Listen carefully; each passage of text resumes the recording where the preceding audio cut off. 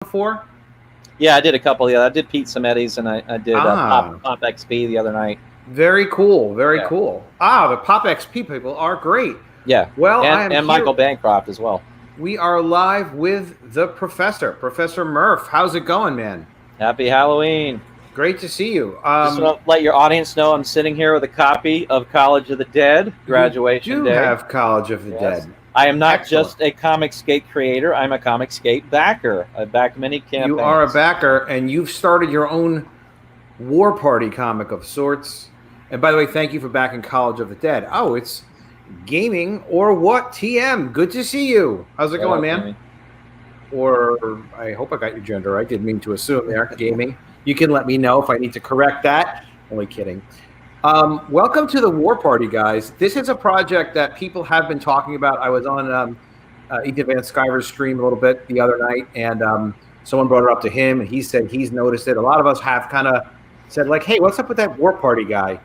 And Professor MURF is doing kind of a horror, Bernie Wrightson, high-action, cool-looking kind of project. And I like the expression War Party. I like it as a title. So he and I are going to talk tonight. Just kind of like find out a little bit. Oh, good. You're a male. Well, maybe by the end of this stream, you'll be rethinking that. You know, anything's possible. VileNed, thanks for dropping in, VileNed. VileNed is a huge supporter of COMICSGATE. I don't know exactly how huge, but metaphorically, phenomenally huge.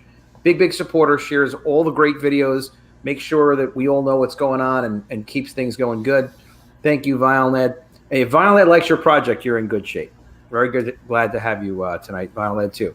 Well, Professor MURF, yeah, it's very cool when projects just kind of catch on based on their own quality. And you and I were talking about this a little bit before the stream started. A lot of what COMICSGATE is about the live stream, so that people kind of get to connect with the creator a little bit, have a little fun with the creator, have a couple laughs, and get some questions in on the products. And then sometimes people ask questions about the comics, sometimes not. So if anybody has any questions, definitely just put it in the comments. And the other thing we were talking about is this is not your first campaign, and it's not your first comic, because you've done other animation campaigns before. Correct. Very cool. I did Dogtown as my animated feature film. It's been in production for 7 years. It's still in production. Good God. But comics have always been sort of my go-to storytelling art form. It's what I started with back when I was in high school, actually publishing back in the 90s. So it's something that I always love. And, I wanted to always do a mini-series, never did a mini-series, always did graphic novels or continuing series. So this would be the first. 6 issues, $25, one of the best deals you'll find in COMICSGATE. That is a good deal. And, they're floppies, but I love floppies. There's nothing wrong with floppies. There's nothing wrong. People like floppies. So so let's talk about this campaign. Now, you're the artist? Correct, and the writer. Yep. Well, you can do both. That is very impressive. CBG? CBG, is that from back? That was when I did my graphic novel Claiborne back in 2008. Okay. I'm no stranger to long form work. Claiborne was 200 pages. I had Al Milgram do the inks for me, and same colorist Jay Brown, who's doing the colors for this, did the colors for that as well. But it took me a year to draw that book, and I was just the penciler. I wasn't inking. What's great about digital inking now is it's sped up the process. I love inking now because I love to ink digitally, and all of this you see here was penciled and inked digitally. I don't work in traditional media as far as comics at all anymore. I don't use boards or anything. It's very intense work. So what other work do you do? You hand-drawn animation, cell animation, frame by frame. Yeah, I'm a full-time college professor at Florida School of the Arts, and I teach animation and illustration. So this is both of these things are sort of disciplines that I teach my students. Oh wow. Yeah, now, you're doing. What made you decide to do 6 issues? Well, I've been getting that question a lot.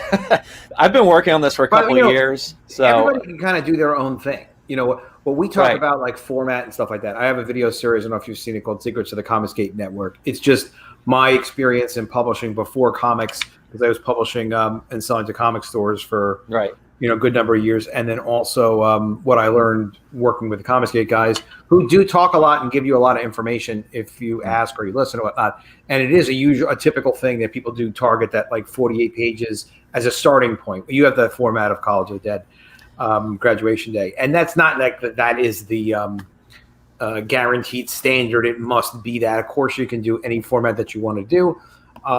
It's just that normally, just the economics of it.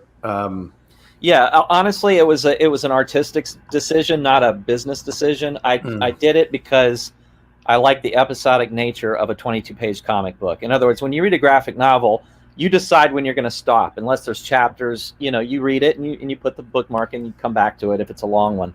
The thing I like about floppies is it's like an episode in a TV series. You read one issue and then you decide you're going to read the next one whenever you get around to it. And I like having multiple covers. I know you can do variants on graphic novels and all, but I like it. I miss the time when you had a comic book and the cover portrayed what was in the comic. It would be a scene from the book or from the story. It does help. It is cool. So I just thought, why not? Why not do it as a 6-issue miniseries? I'm offering 5 variants of the first issue. Michael Golden does one of them. Each one features a different member of the war party. There's 5 of them. So there's the wolf, the bear, the jaguar, the gator, and the eagle. But they're all going to ship together. So it's not like they're going to. Oh, okay. So yeah, I'm not. Like, no, I mean the shipping would be shipping 2 years later. The shipping would be insane. So the cost just to ship a floppy. So they're all going to be finished. They're all going to ship together. All the variants will come together. If you do the featured perk, you're getting 11 comic books in the mail. If you do just the regular 6 issues, you're getting 6 issues in the mail. I didn't clog it up with a lot of perks because I want to keep it pretty streamlined. I'm offering sketches. I'm offering original art by Michael Golden, and then I'm offering the poster, which I did do traditionally. If you go to that last one there, scroll back up. Adam. Oh yeah, that's really impressive. The poster, that is spread type of look. Well, but in black and white. Yeah, you'll see. Yeah, isn't that at the bottom? Yeah, it's up. It's up.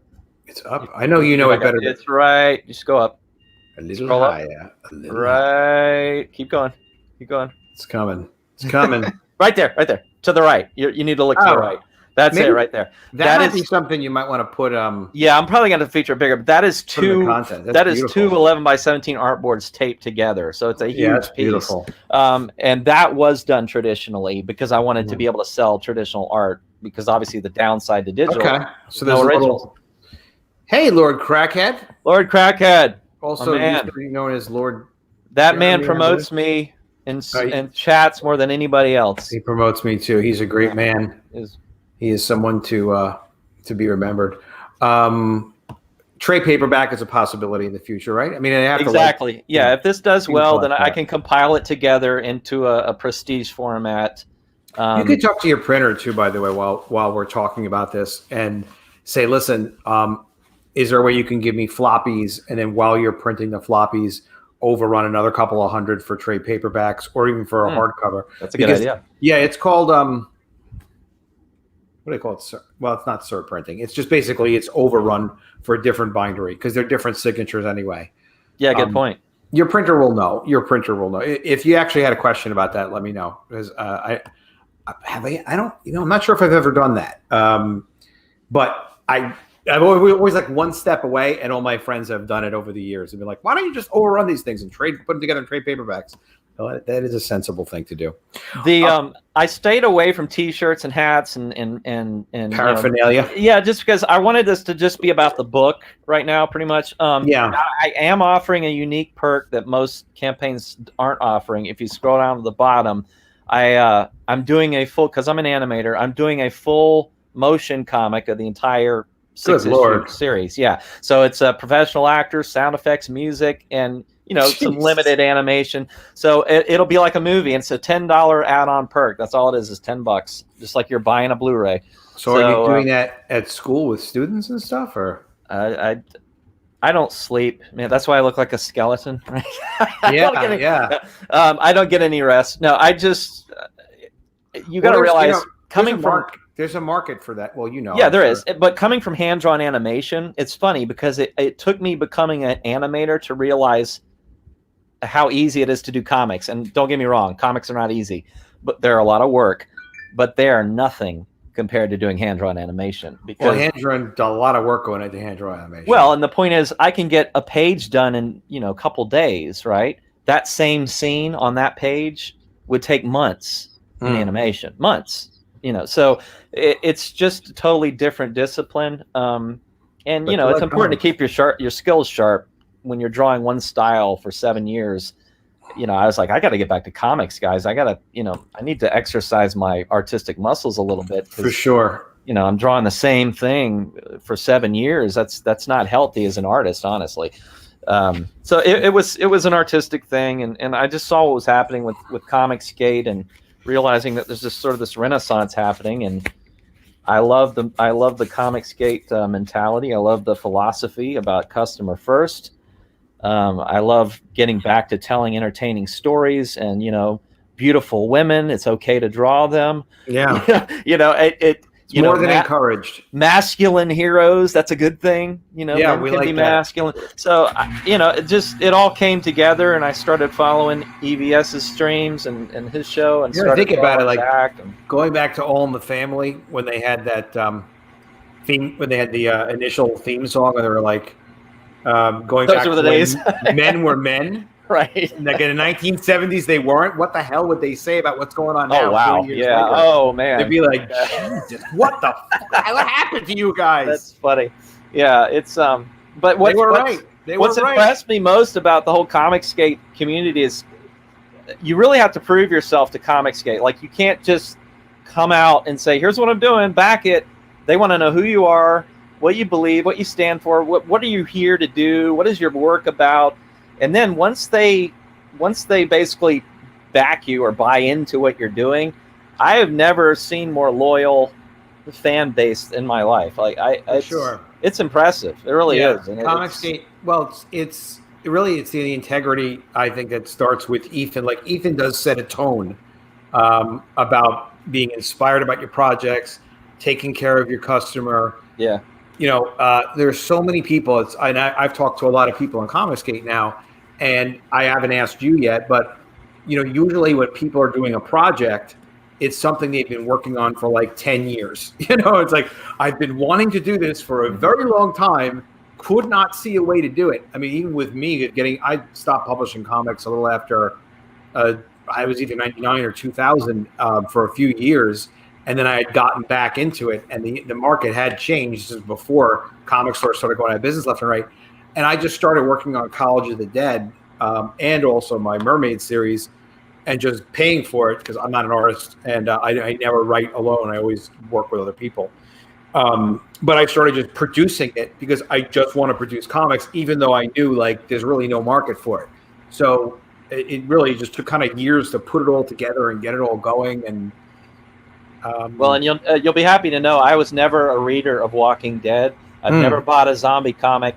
I was a huge fan, however, of George Romero back in the day. Oh, what a genius! Dead, Night of the Living Dead, all that. So when I saw your book, I loved the concept. I loved the fact that it was on a campus, and of course, the art's great, and so that's why I backed it, because it reminded me sort of the George Romero days of.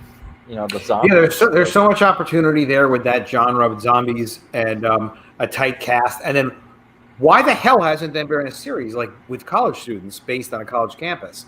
That's why I was just like, all right, let's do this. And then the writer who I work with, Stefan Petruka, is a really good writer. He wrote X-Files for years, a bunch of other things. I wrote X-Files for Topps Comics and other projects and stuff. But I love collaborating with a team. I love getting to work with other creative people where everybody kind of like, has their complementary skill set. And then we all kind of move the thing forward together. Because the other thing where COMICSGATE guys are amazing is most of them do a lot of their own work. So they have to be all of their own momentum. And that's really difficult. Especially when you're the artist, because it really, nothing against writers, but art is so time consuming and labor intensive for sure that you really have to be committed to it if you're drawing it. Like, and I do every panel. I try to get the best storytelling, the best angle. I treat every panel like try to treat it like it's a cover. You know, like to me, there are Beautiful. no unimportant panels. And it's because I grew up with guys like Bernie Wrightson and Michael Golden and Brian Boland, who put everything into their art. I mean, there's no cheats. You can't accuse those guys of cheating anywhere. Yeah, no, they did not. There was no cheating. Let me ask you a question. The War Party story, you know, so the basic description is colonials fight to rescue an abducted child after receiving ancient tribal shape-shifting powers. So these are colonials. All right, so tell me a little bit about the story. Let's get into the story. Let me get the vibe of the if you scroll down a little, you'll see Diane. She's actually the lead character on that cover right there.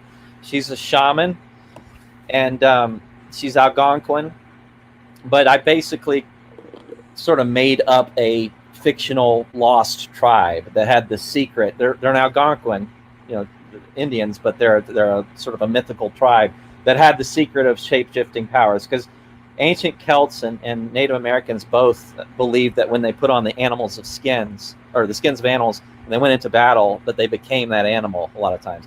I would like the shapeshift. Yeah, right. So, and of course, you know, they were high when they were fighting, so that's why they thought they were a wolf or a bear or whatever. Hey, but I thought, well, what if they really became that thing? So, you know, I've always liked the howling and stuff like that. But the story is basically the werewolf character, who's named John. He has two brothers. Their entire family. Yeah. Does John Malin know about this book yet? He does. He does. Okay, I've cool. been sort of in communication with him lately. But basically, their entire family gets wiped out during the French and Indian War. A lot of times, settlers or you know, wilderness families were caught between the French and the British, and alliances would go back and forth, and people would die. You know, and a lot of times they would take the children prisoner. The French would do it. The British would do it. Well, in this case, the French and a war party wipe out their entire settlement and their families, but they take his young daughter captive to sell to the French. So he is basically trying to get his daughter back, to rescue his daughter. And he has a history with this character, Diane. She's known him since he was a boy. She doesn't age like everyone else. She's kind of like Wolverine. You know, 100 years to her is like 5 years, because her cells regenerate. Cool. So I'm going to be able to take her through various time periods in American history, not just the French and Indian War. So this series takes place during the 1750s. So basically, the French and the British find out about this abomination of these people turning into animals, and they call a truce to team up to wipe them out. So they're facing the French, they're facing the British, they're facing the tribes that are allied with them. But on their side is the tribe allied with Diane that gave them the shape-shifting powers to begin with. It's a shape-shifting tribe. So she finds out what your spirit animal is. If your spirit animal is a wolf, then you put on the wolf pelt, and she does her magic, and you turn into a werewolf. If your spirit animal is a turtle, you put on the turtle pelt, and you turn into a turtle, right? I haven't done a turtle. I probably won't, because that's too TMNT. But you know, I'm exploring other things. There's a big battle at the end where there's some surprises. So it's a little bit of horror, a little bit of adventure, a little bit of history. So the people that turn into animals, she helps them do it. They can't do it without her. They can't do it without her. Yes, she is like a good administrative assistant. She's the power source. So if anything happens to her, they're done. And if you stay in that form too long, you will become that animal. You start to lose your humanity. That's happened to me twice, and probably today. I mean, honestly, it's happened way too much. So basically, if she is the only thing that can turn you, and she's the only thing that can bring you back. Now, so she's important. What kind of does this explain your dead look tonight? Are you the my dead look tonight is I'm at a Halloween party with my wife, and I had to step away to live stream. So cool. The party's still going on down the street. That explains it. And I am here. Yeah, I am a Ghost Rider fan, but no, I'm not. Yeah, you're not. I didn't do this for publicity or to freak your audience out or anything. You're not like the that. actual Ghost Rider. No. All right. So, is she selective about who she turns into? These yes.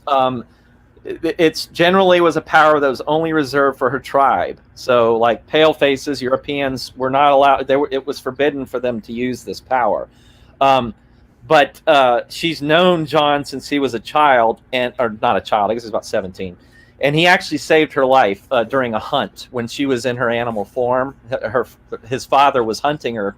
He didn't know what she was, and he helped her get away. So she owes him, right? The tribe owes him, and because they owe him, and he comes to them for help to rescue his daughter, they oblige. So this is the first time Europeans they've ever allowed them to have this power, but not the last time. No, well, this sort of opens the door to that, because once Diana, I'm going to take her. If I do sequels to this, she will be the through line, the consistent character throughout history. I could go to the Civil War. I could go to Yeah, I really like what you're doing here. You've really thought out the story tremendously. So this is a story. It feels like in this world. Is she like the main character? She is and she isn't. In other words, she's the framing device. And what I mean is she the main character? If I do more of these down the line, will she be the main character throughout all the through? Of course. But think of like Quantum Leap. You know how Quantum Leap, he would go into a body and then that character's world became the main character. Sure. And Scott Bakula was kind of along for the ride. Yep, and he a hologram guy. Yes, see her like that. Wherever she is, the people that become her war party are the main characters for that story. But Diane is the force, the character that sort of brings it all together and keeps the whole thing consistent. So she is a main character, but so are they, if that makes sense. It does, but these characters, they aren't going to make it with her into future books probably, because they won't live as long as her. They're not going to live as long. Right, because, I mean, her power is twofold. Not only does she have the power of, transformation, but she basically has discovered what the secret of what the Fountain of Youth is, because that's another, here in Florida, in St. Augustine, the Fountain of Youth is like a big thing. That's it goes back to, Ponce de Leon and everything else. So what it allows me to do is it allows me to give her the ability to regenerate. Her cells regenerate. So her cells degenerate at a very slow rate, kind of like Wolverine. So she does age, but 100 years is like 5 years to her. So I can take her through. She's going to look good for a while. Yes. So she will look like this for the most part, but I can take her all the way to modern day or even in the future. And she can build all sorts of different war parties, put them together, and they can be different animals. They don't always have to be werewolves or bears or whatever. And this thing can go anywhere. That's what's great about it. But I wanted to start in this time period because I love this time period. I love the colonial sort of period. I've always been. You sound like you're really knowledgeable about it, so it's cool to, put those extra aesthetics in there, and just design it around your knowledge. The coloring is great. Your friend Jay, right? Yeah, James Brown. He's excellent. G.I. Joe, a lot of years with Marvel. I mean, he's been coloring for probably 30 years at this point. He used to be a musician too, right, James Brown? Well, that's why he credits himself J. Brown instead of James Brown. Yeah. So he. Now, Mike, you also got Michael Golden to do a cover. So yes. I've seen Michael Golden kind of floating around a little bit doing covers. Is he just putting the word out hey, who wants a cover? I guess I don't. It's weird because I approached him. And when he said yes, I had no idea he had was already working on one for Johnny Phantasm. Yeah. And so then when I found out that he was doing one for Johnny Phantasm, I was like, oh, okay. So I guess he is doing covers for. I chose him because he was my favorite comic artist growing up. I used to love the Nom. I loved G.I. Joe when he did G.I. Joe. I loved his cartoony sort of spin on things, but he was very attentive to detail. Like he was big on accuracy. If you look at the Nom, all the guns, the M16s are all drawn correctly, and everything looks spot on. The uniforms. Guys, if you're not familiar with it, the Nom was an ongoing series that Marvel did with stories about Vietnam. Yeah, it came out about the same time Platoon came out. The movie, right? And no superpowers or anything like that. Yeah. I read superhero comics growing up, but to be honest, I was always more of a Conan guy, fantasy, military comics. I was always into things that were less sort of superhero driven. So that's kind of why I gravitate more to historical subjects and war and things like that, monsters. But yeah, this is going to be a great series. I'm really excited about it, and word's getting out. Congratulations, man! It's building. So you your collaboration with Michael Golden. So you've given him ideas about what you want to see, or did you give him thumbnails and then? I showed him the other 4 variants that I drew, and I said, "Give me one with the eagle with sort of a similar vibe in terms of the layout." He said, "Okay." So the thumbnail you see there was the layout he gave me with the the warriors coming up. And he's up there. It's like a cliff, and the eagle is fighting them off. So he got that done today. So I just got that. Oh, great! From him. So I'll be updating that soon with the final image. And when do you think he'll finish the cover? Oh, it's done. Oh, yeah. I just got it today. Yeah, I haven't updated the. Congratulations! Updated it yet, so that'll be up soon. Yeah, and then make a new or you can update this one. This you're selling the original cover, right? Yeah, I'll probably put a bigger picture of it down below so you can see it, because the line work is really what I'm selling. Obviously, since it's not in color, people probably really want to see the line work, especially if you're going to shell out $1,200 for an original. But I've noticed originals are kind of tricky to sell because they're just so expensive. And yeah, sometimes they go, sometimes not. Just kind of depends. But just you get your ducks in a row, you put it out there, you hustle, and you do your thing. Yeah. So let's go over the tiers while we're talking tiers and stuff. All right, complete variant set, $50 US. So what's in the complete variant set other than the? You're getting 11 comic books. So you're getting Lord. You're getting issues 1 through 6. Then you're getting 5 more variant covers of issue 1, and you're also getting an autograph poster, all for $50. And your poster is a decent size. It's 17 by 22. Yes. Yeah. Very cool. And it'll ship in a tube, so it won't be folded. I hate when I get posters and they have creases in them. Yeah. I mean, you know why I never offered posters? I was just talking to a friend, and she's like, "Oh, that mermaid's art. You should really think about doing posters because people might not want the comics; they might just want the posters because the art's cool." And I'm like, "It's a whole thing. Like doing posters. Like you got to be like, I'm going to be committed to doing this the right way." Because I'm with you. Like if it's a promo poster and it's free or something, then it's like, all right, but you're definitely not going to sell a poster and send. I don't know. Right. Other people do. It's not the worst thing in the world. It's just, like you said, it's like a pet peeve thing. The only time it'd be acceptable is if it were like bound in the book. You know how they'll fold up posters and saddle stitch them in the comic. That they used to do that in the past, and they probably still do. Then I get it. If it's bound in the book. Yeah, but if you're paying for a poster or if it's signed and somebody wants to... Here's a trick for you. I'll give you a trick that we did back in 91. Back in the Dizzy.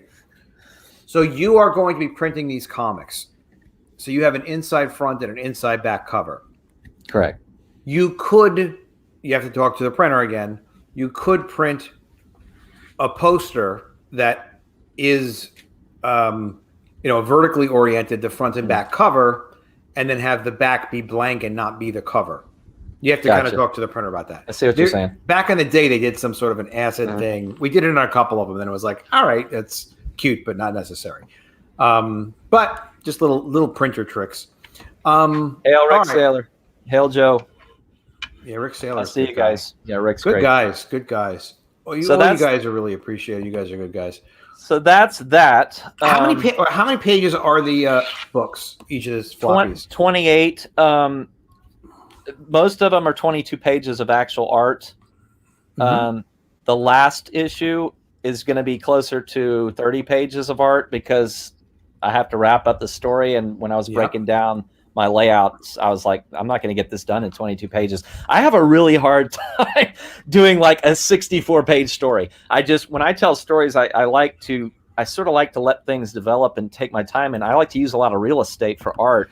And that'll burn up a 22-page comic book really fast. Yeah, so I can't. This is why I start getting into this stuff, and I've gotten to work with some really, really great people. So like, the writers do amazing work. It's like, well, we can accomplish this in this short amount of time. Why didn't you think of this? And how about we do that? I'm like, all right, I'll just fucking put it down. You do it. And you get amazing work. And then you get like artists like you, like everything is, like you said, every page, every panel is like a poster. It's iconic. It's carefully designed. There's great composition.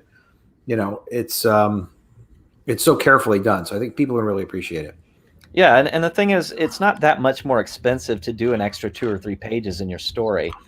The most expensive thing is paying the colorist. If I'm drawing it, printing another 2 or 3 or 4 pages in a book is negligible. So very true. There was a lot of, and it's kind of died down now, and I get it. There was at first when I came out with this campaign, there was sort of some pushback from people saying, how in the world can this be this cheap? What's going on? Like, why is he charging? That happens sometimes, which is why it can be better to just pick, the basic formats. Because if you did do this, there's no like you should have this or you should have that. But just conceptually, if you do a 48-page or even a 64-page book, and you might need some help from an editor. If writing is not your thing, where it's like, look, I want to paste this, but what suggestions do you have? And if you want to, there's a guy I work with, Professor Geek, on redoing G.I. Jackrabbits, which are now looking for a new artist for. But in any event, he was really great to work with. So in any event, yeah, if you're doing like a 48-page book and then you ship the first one and people understand the economics of it and they kind of get a sense of what did Guy from Red Bank get? We all want to know. Tell us, damn it. Yeah, you ship book 1, even if it does do 10,000 or 12,000 or 15,000, people get it. Other people are talking about it, and right. It starts to kind of pollinate, and then you're offering book 2. I'd be shipping book 3 of College of the Dead now, except unfortunately I lost the artist. So I've got this new guy who's really good. I'm working with, but in any event, yeah. So that's the benefit of kind of chopping them up a little bit so that people kind of understand. Because sometimes they think if the economics aren't going to work, then they're going to back it. Particularly with a flexible campaign, because you do have a flexible campaign, you're getting the money no matter what happens. Right. Now, you're obviously the kind of guy, you're not just going to take the money and go to Venezuela. Right. Or Costa Rica. Get the Costa Rica is better than Venezuela. I mean, you could go to Venezuela, absolutely live like a king. There is a second video on here. You don't need to show it, but I just want to tell the viewers. Woo, we got back at 100. Yes, thank you. Thanks, Joe. This second video is me answering all those questions. Because what I clarify in that video is I've already spent several $1,000s on this project already, out of my own pocket. So, and your wife doesn't kill you over stuff like this. I have a job, a real job. So, you make money. Yes, and we have benefits. Yes. So this is storytelling. This is purely an art venture. If it makes money, wonderful. I'm a capitalist. I'm all for making money, but I didn't do it for that. Honestly, I did it because I wanted to do it. This is fantastic. It's a beautiful project. It's a beautiful project. Oh, let's continue to go through your tiers. Sorry about that. I'll keep me focused and on track here. All right, so you can get 6 issues autographed. So the issues that are in the complete variant set are not autographed. No, they will be autographed. So they are autographed. Yes. So, yeah, good. Okay, good point. But this is if you that. Go back up. Yep. Go back up. Let's see. It does say autograph poster. Yeah, I'll put that in there. Thanks for pointing that out. But yes, it won't let you edit that description, by the way. So, but you can put it. Okay, I'll put it in the notes. Yeah, put in the notes. Say all will be. Yeah, it was kind of assumed. Sure. Yeah, most people kind of do assume it. I didn't sign College of the Dead unless people asked me to. I don't think it. I mean, some people want people writing all over their mostly people are fans of it, and they do want you to autograph them. Yeah, and the print runs are so small on these crowdfunding campaigns that even if you signed them all, if the book ever went anywhere big, they would all still be worth a lot of money because the print run is so small that if it ever became a collector's item, it would still be valuable. Oh, yeah, no, it's going to be valuable no matter what. 6 issues autographed, a complete set. So, yeah, 6 comics for $25 is a damned good deal. And it's the most popular one so far, obviously. Yeah. Well, you're doing pretty good with the featured tier. So, not bad either.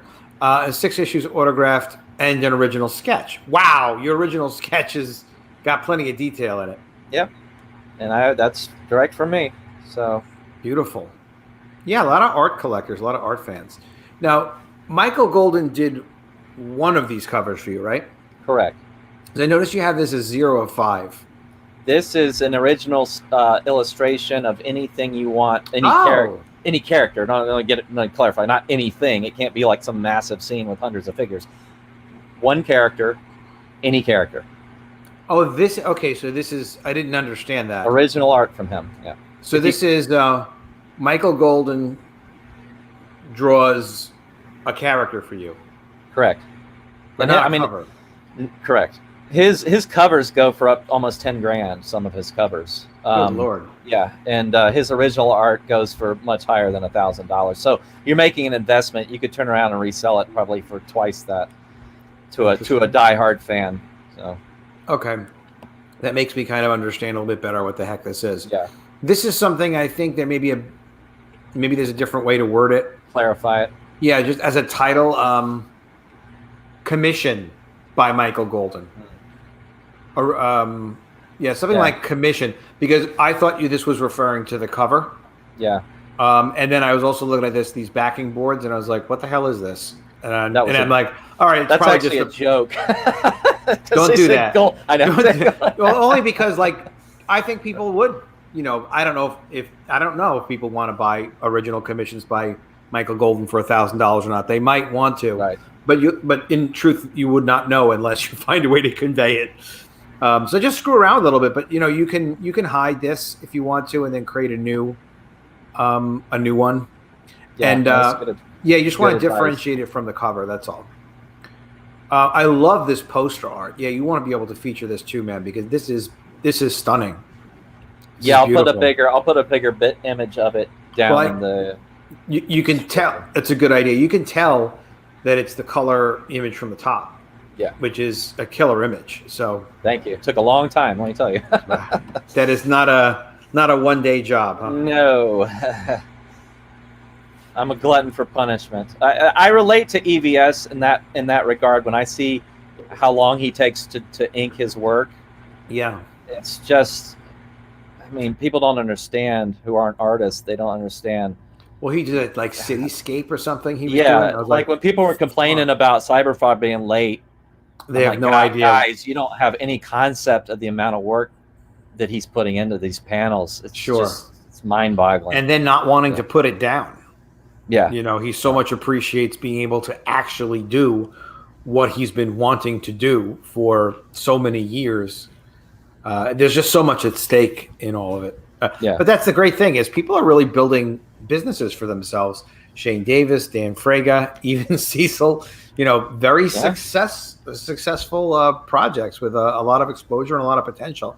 I think there's a lot of potential to have a lot of success in COMICSGATE at a lot of levels. Like you just said earlier, just kind of a matter of kind of getting around, getting known a little bit, seeing how people respond to your projects, seeing, who you relate to, going on a lot of different streams.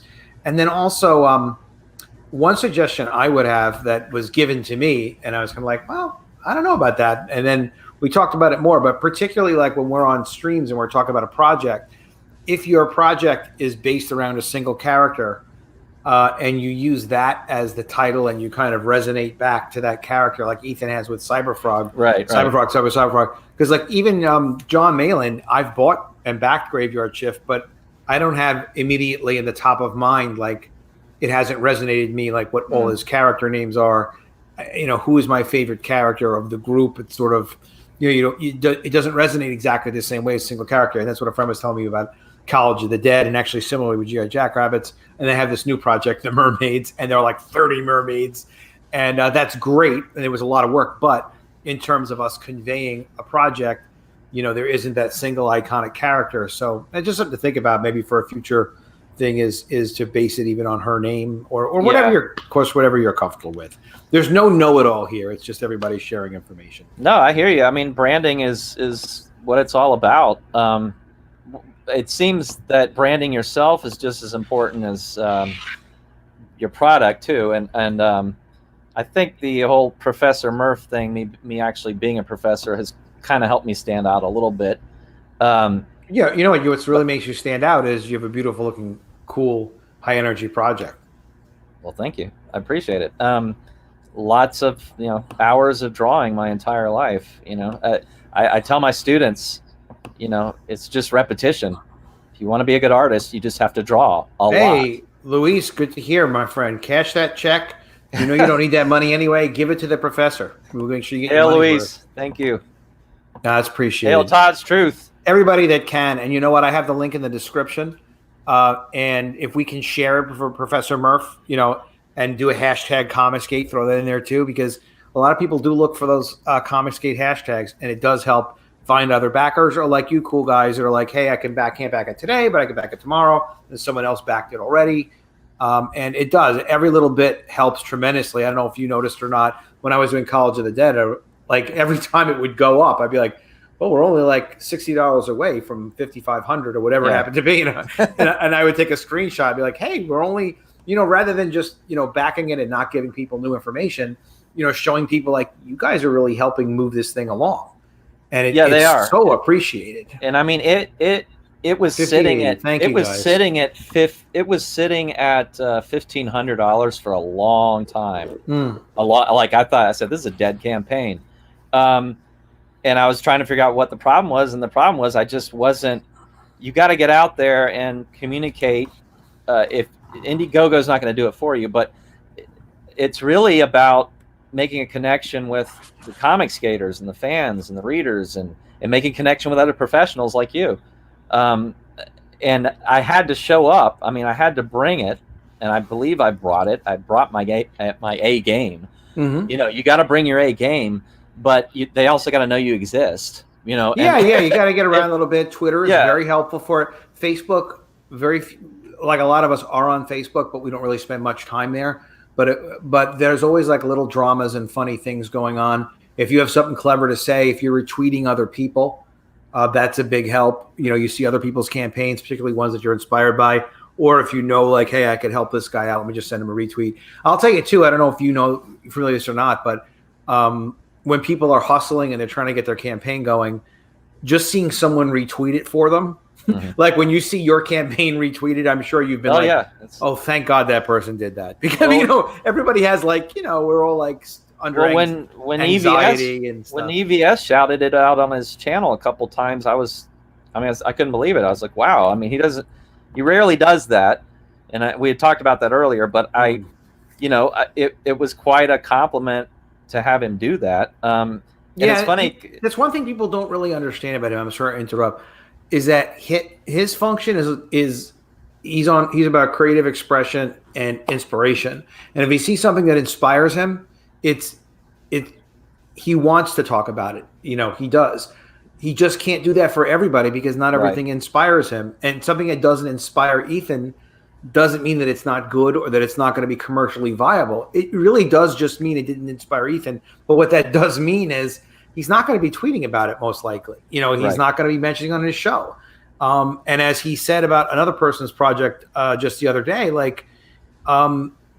if he's not excited about one project that somebody does, it doesn't mean that something else isn't going to come across his way and that he's not going to get excited about it. So you can't find anybody more open-minded really than that guy. And it's not fair to put it all on his shoulders anyways. I think a lot of people get into COMICSGATE and they think, okay, well, I've got to get on Ethan's stream. I got to get on Malin's stream. And it's, look, they're not obligated to promote any of us, right? I mean, it's our job to promote our own work. And we just have to hope that the community comes, rallies behind us. For sure. And says, yeah, we're going to help you, help you get the word out. You sound like you've been on some good channels. Now, so a couple of quick things, if you want my 2 cents, the hell with it. You're getting it anyway. Number one, you did a flexible goal instead of a fixed goal, which is good because then you get the money no matter what. Correct. However, it is a problem. And why is it a problem? I did the same thing when I launched College of the Dead Book 1. That wasn't even my first crowdfunding campaign. It was my first COMICSGATE campaign. The reason why it was a problem was I picked a goal of like $5,000. Nobody really knew who the hell I was. Yes, I did have Kyle Ritter color my cover. It was a black and white book, College of the Dead Book 1. And Ethan happened to be scooping people around, and it may be because he likes zombies, and the cover art for the football players actually is pretty good for College Dead Book 1. And Kyle did a nice coloring job on it. So I wound up on his show, and he helped promote, but I didn't have a video. But so long story short was I made a mistake picking a flexible goal because I was only at like $1,500. And this is like now his numbers are even bigger, and the campaigns he tends to promote are larger campaigns. But even back then, like they were doing better than 100,000 typically on a campaign. And here I am with this goofy little campaign. I had a $5,000 goal. I was at like $1,500, and I was flexible. So people are concerned as it is, like if they back a campaign and they feel like a flexible guy is not going to hit his goal, then there's no momentum to the campaign. They're kind of like, well, this is going to be one of those guys that just takes the money and doesn't ship the campaign. Not that you would ever do that. You have zero interest in doing that. But it's a vibe that gets given off, which is why, like, for a flexible goal, you ideally really want a fixed goal. And you want a small enough goal that you can make it hopefully within the first few days or a week or so. And then everything on top of that, you can just raise additional funds. And why is that important is because if you're on a channel and, there are 20 or 30 people on a larger channel, particularly, that might back it, but then they get that vibe where it's like, okay, this person's not going to hit their goal, so I'm not going to back it right now. They may not have another opportunity to back it. So I think I lost a lot of people in College Dead Book 1 doing it that way. But also, partly because you're promising so much and you will be delivering it 6 books, you do need a higher goal. So it gets to be a little bit of a catch-22. Right. Because if I was saying, I only need $5,000 to deliver 6 issues, people would be like, that's not enough money. But you understand what some of those dynamics of course. Oh, definitely. And the thing is, that's why my second video, where it says the price is too low, that video, that is the video that answers all of those questions that you're. But also, like, you need split seconds. Someone has to look at they gotta get the vibe. Well, yeah, I'm sure it's made people resistant to some degree, but the good news is I don't think I would have raised as much as I've already raised had it been like a huge sort of deterrent. I think my biggest issue has been just not getting publicity soon enough. And also, did you have an email sign-up list on this one? Yes, I did. Okay. How many names did you start with when you got 150? All right, that's not bad. Yeah, but it's also like, believe it or not, College Day graduation day had 128. Yeah, but I found that it's you're lucky to get 25% of that. Yeah, you don't get a high conversion necessarily on that. No. I mean, what I found was every 100 names is worth about $10,000. And then the rest of it is just hustle. Oh, really? Hustle. Well, then I'd already be at 10,000. Yeah. You will. So, I mean, you're not by the time your campaign ends. Right. It'll convert through. But hopefully there'll be a War Party sequel. You could also do a second chance campaign on this with like a 6th cover or whatever next variation of cover, or the trade paperback. You want to ask the printer about that. Right. Because that might be very inexpensive for them to produce that and then come back and kind of do that offer again. Now, I'm sure there's some issues, people looking going, well, he's got 3 days left and he's 50% funded. I have talked to several people about possibly extending the campaign another 30 days. Look, guys, just to make it super clear, this guy is a legitimate guy. This is not like he's going to run this campaign and run away with the money. You have the money. Your wife is not even mad at you, which means like it's just sort of like, yes, honey, you're doing your project. So he's doing this project, So, and you're a person who is you're a professor, you're a professional, you're a teacher. So this project is a going to come out project. When is this scheduled to ship? June of 2021. Okay. It gives you time. So it gives me time to finish the last 2 issues, which are what I have to finish. Mm-hmm. And gives my colorist time to color the issues as well, because he's colored the first 2 issues. So there's a lot of work to be done, to be sure. But this isn't my first rodeo. Like I said, Claiborne was 200 pages. So Yeah. I'm no stranger to long hours and long form work, and I'm just a determined person. This book would come out whether it got funded or not. Let me put it that way. I know the feeling. Yeah, I started working on my comics the same way. Like I'm not going to take no for an answer, so it's going to come out one way or the other. So, which is why I went with the flexible goal, honestly, Adam, because if it hits goal or not, I'm making the book. It's getting produced. Yeah, we're already into production on this. Yeah. All right. So, what channels have you been on? I was on Michael Bancroft's stream first. Cool. Then I hopped on over to Pete Samedi's open mic night. Then I did the Pop XP. Cool. And am I leaving anybody out? No, and you're next. Okay. So glad to be there.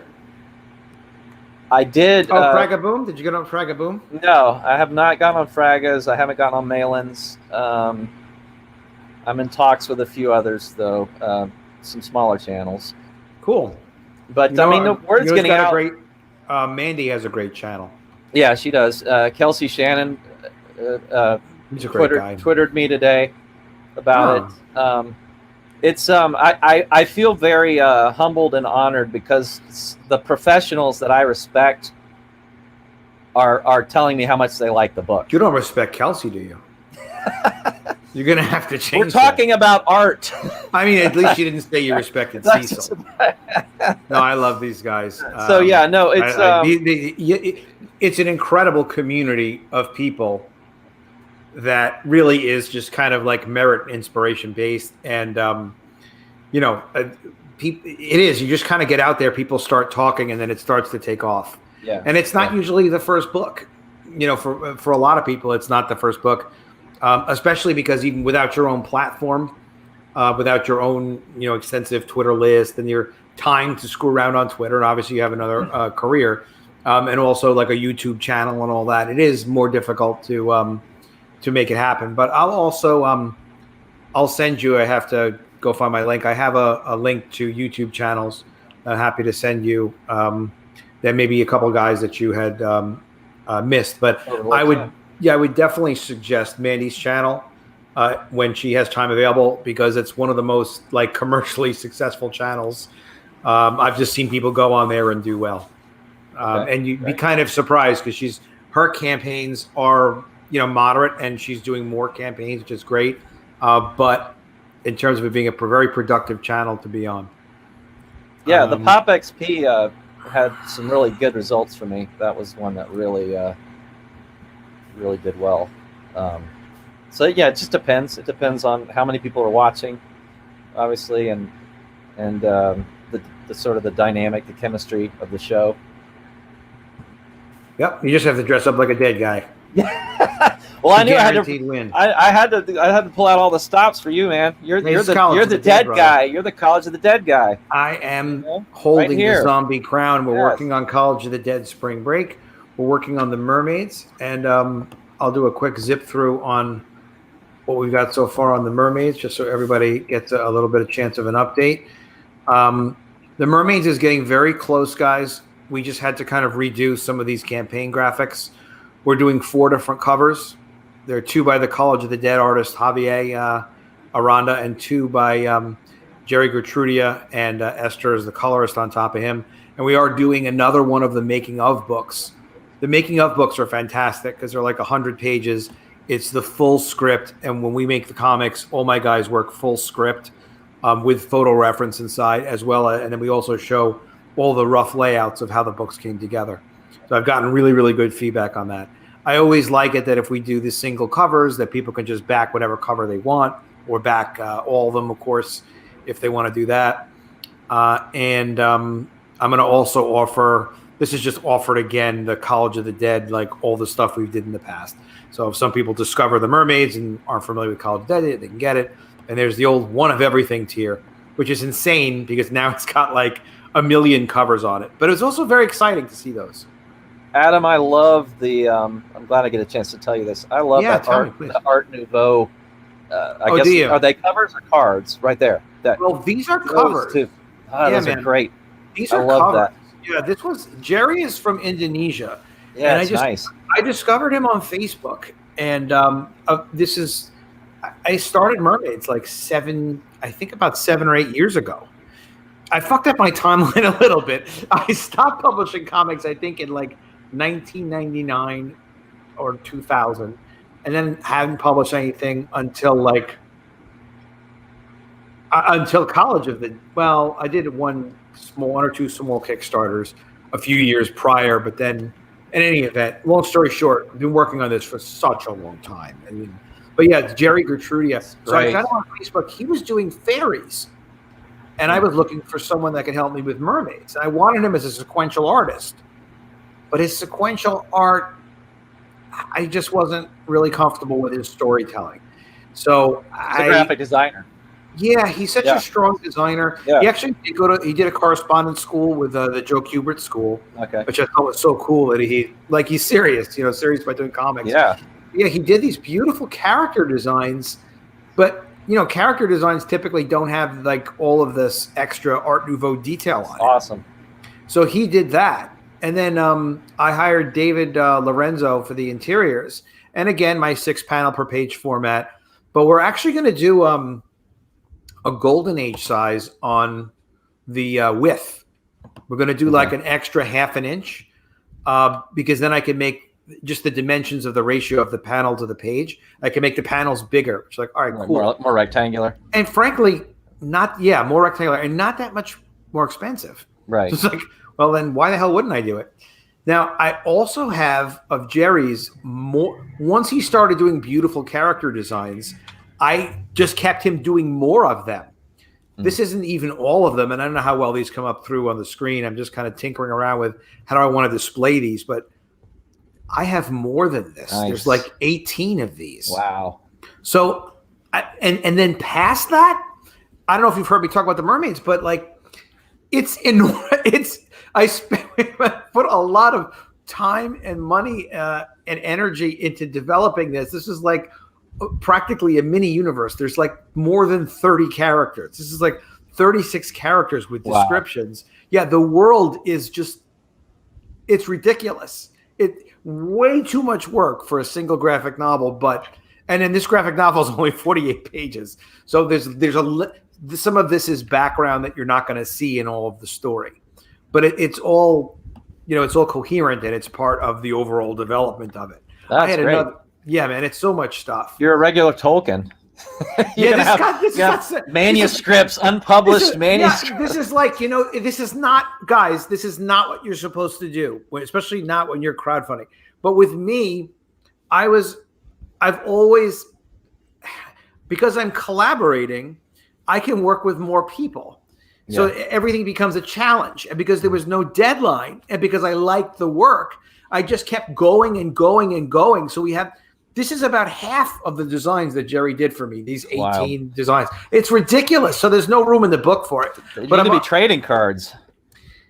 Do I do a trading card? With stats on the back. Do I do it? Well, these descriptions I was originally thinking of doing trading cards for. But the thing is, I don't want people to misunderstand and think that these are going to be black and white. Right. Like it's going to be a black and white book because it's going to be a full color book. So I don't even know how much of this I'm really going to show in the actual description. I may only show a few of them. But as you said, like he did a beautiful job with the Art Nouveau. Yeah, he did. And the colorist, she did a fantastic job. So it's coming. EpicMermaids.com, guys, to sign up for the email list. It's going to be soon.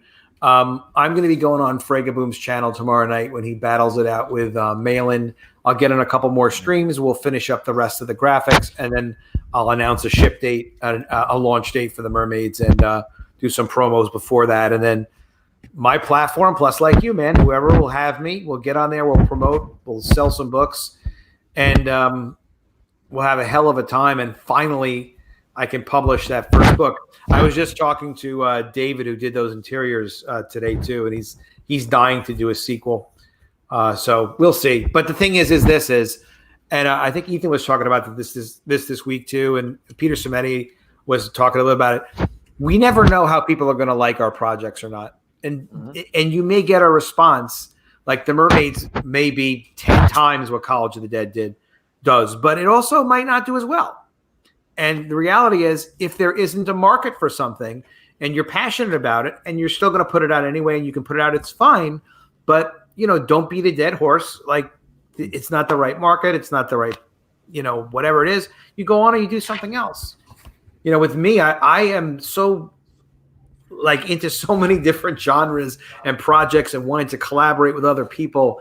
It's never going to just be one project for me. And we might make, thanks, Sweens. Good to see you, brother. I haven't seen you in a long time. Sweens works hard. He's a hustler. Hail Sweens. Yeah, he's good people. But I mean, even though it may wind up being less money or whatever to not focus on one character or whatever, you have to make sure you're commercial, but your heart for the project and how you work and who you are still has to be there. It's a beautiful looking book. I think it'll do well. I really do. Nice. Rick Saylor is going to support us. Great. Thanks, Rick. Trading cards. Sorry, I didn't mean to put that in your mind. No, brother, I know. Because I don't want, you're an artist, so I don't know how you feel about it, but it's hard to part with art. Yeah. If you wound up owning it, slow. If you wind up owning it, it's kind of like, do you really want to sell it? Like, and how much money? And then it's like, man, I don't want to sell it. Well, especially in this digital age, traditional art is becoming even more valuable than ever. Yeah, it is. It's funny. It really is. Yeah, it's really ridiculous because yes, Spider-Man covers by Todd McFarlane are supposed to be worth money, but they're not. It's not supposed to be $1 million or something like that. It's not, but it is, and if it works that way. Well, guys, I want you to definitely seriously consider backing War Party. But what we can all do is like what Rick is saying. We can kind of share this campaign around. No one's going to look at this and be like, why are you sharing that campaign? It's freaking gorgeous. It's a beautiful campaign. It's a beautiful project. The guy's passionate. And as much as you want to succeed, like we want you to succeed in COMICSGATE too. We want projects like this to be associated with COMICSGATE. Great looking, cool color comics. And it's really good to spend some time with you tonight. I definitely want to let you get back to the party. And, I appreciate you making time to do it. Is there anything else that you want to, mention or focus on? No, just like I said, I'm seriously considering extending the campaign. Usually when campaigns hit 50%, they do hit their funding mark. This has just been a race that's taken a while to build up steam, and the momentum is here now. And there's no reason for me to stop in 3 days, right? Yeah, yeah. And another thing is stay in demand as well. Yeah. Well, you have to hit your goal, though, right? To get to be in demand, correct? You have to hit your goal. You are correct about that. Yeah. So I mean, if I got to hit 10 grand first, but like I said, I've raised 5,000 with honestly not that much promotion. Most of my promotion's been over the last 2 weeks, or not even. Keep promoting this damn thing. Yeah, it's because we want this to stay in demand. If not, you can relaunch it again. Yeah, I believe it'll get funded. I really do believe it'll get funded. I just have to keep hustling and getting it. Oh yeah, how about How to Draw Comics? Yeah. Do you know well, I was the topic of discussion on Rob's show. I just wasn't there. You got to Adam. You got to watch my second video with the response because I take clips from Rob's show and then I put a response and then I show a clip and I put a response. And Todd knows what I'm talking about. He was in there. Do you follow each other on Twitter? Yeah, we do. All right, get on his freaking show, will you? Yeah, Michael Bancroft came on that stream and he was like my lawyer.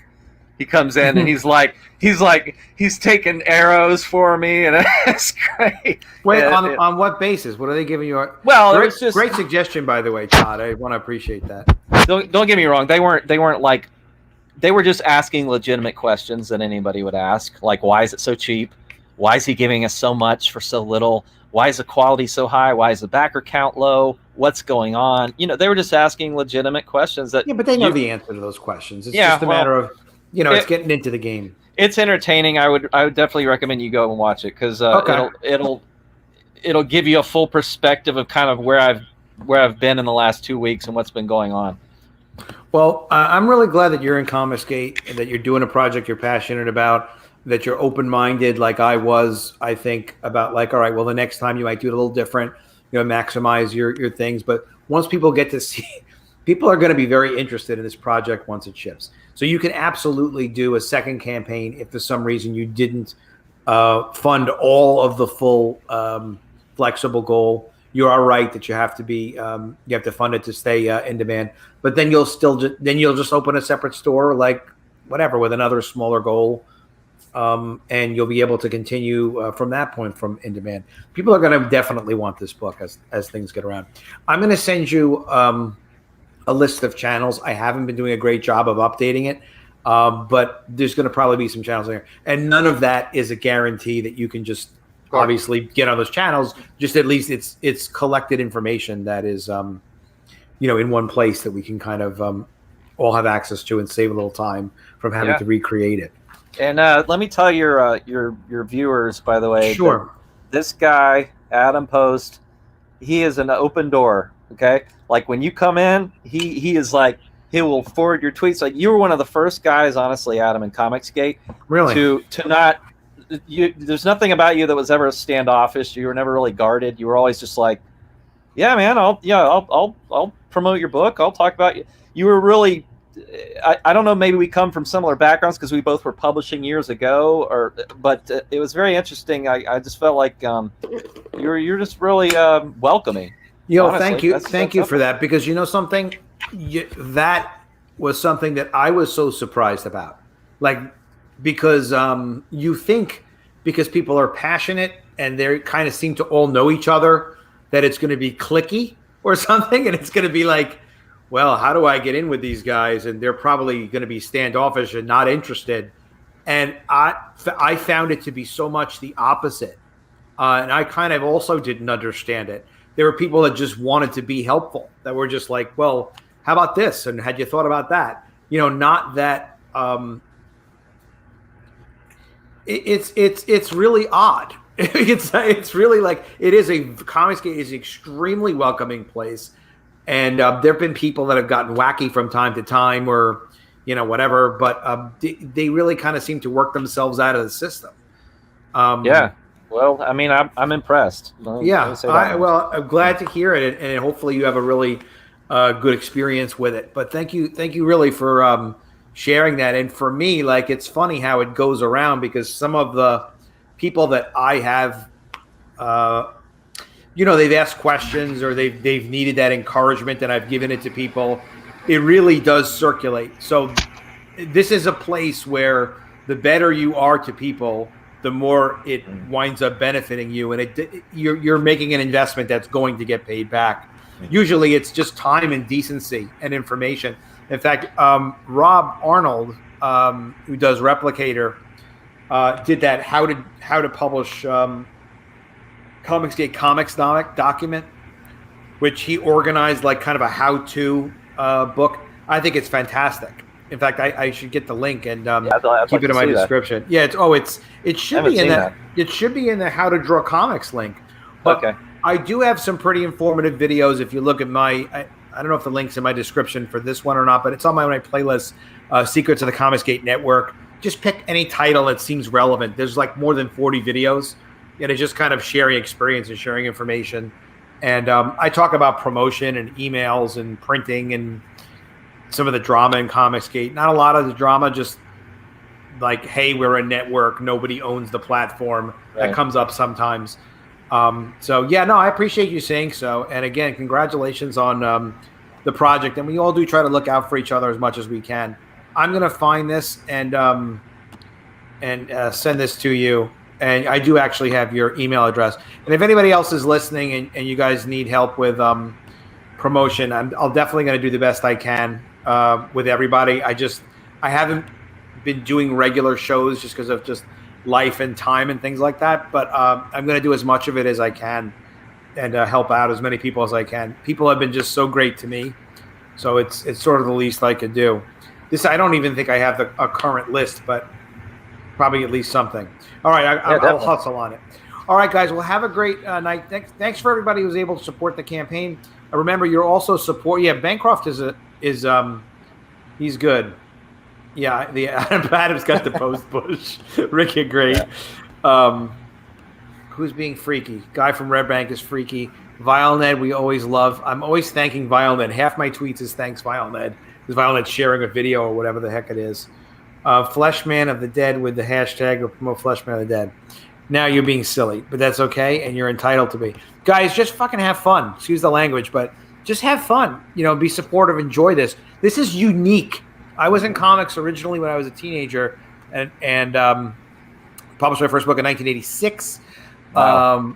Sold to comic book stores. Another publisher helped me out and distributed my book. I was 16 at the time, and then published and sold direct to stores. There's never been this kind of camaraderie where people are helping each other out, supporting each other, really sharing customers, backing each other, able to interact with customers like this, sharing resources like printers, ideas, information. It's just non-existent. So hopefully this exists for the rest of time. But even if it doesn't, we should definitely appreciate what we have with this network of people in COMICSGATE, because it's it really is a 1 in a million. I've never seen any damn thing like it. So Agreed. All right, guys, you have a great night. Great spending time with you. I want to let you get back to the party. Have a good time. Eat a lot of candy. Scare the hell out of them with your gorgeous art and war party. All right. And guys, we will see you soon. And if I don't see you, you know how I end my videos. If I don't see you, I will miss you. That's how I end my videos. All right, we'll see you again soon, guys. Hail COMICSGATE.